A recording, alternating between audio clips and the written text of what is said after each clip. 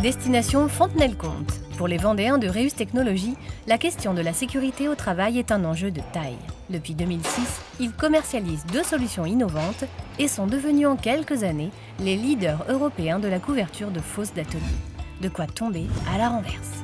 L'innovation vient d'une expérience que j'avais eue dans le domaine du véhicule industriel, quand j'avais constaté que les transporteurs et les garagistes, d'une manière générale, étaient ennuyés par les risques de chute dans les fosses de visite qu'ils avaient dans leurs ateliers. Alors on a imaginé 2 solutions différentes. Chaque solution a des avantages par rapport à des métiers. La première solution, c'est un matelas pneumatique qui se déploie transversalement. Donc une fosse de 12 mètres se ferme dans le même temps qu'une fosse de 80 mètres pour des applications toutes dirigées vers l'industrie ferroviaire. Parce que les fosses de visite sont très longues, elles parcourent toute la longueur des convois et on a des fosses qui peuvent faire jusqu'à 100 mètres de long.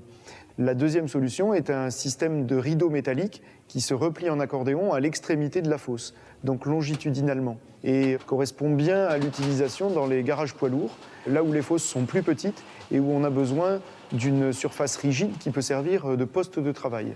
L'avantage de nos 2 solutions, c'est qu'elles sont composées d'éléments standards qui sont produits économiquement et intégrés dans les ateliers sans modification des fosses existantes, contrairement à ce qu'il se faisait jusqu'à présent.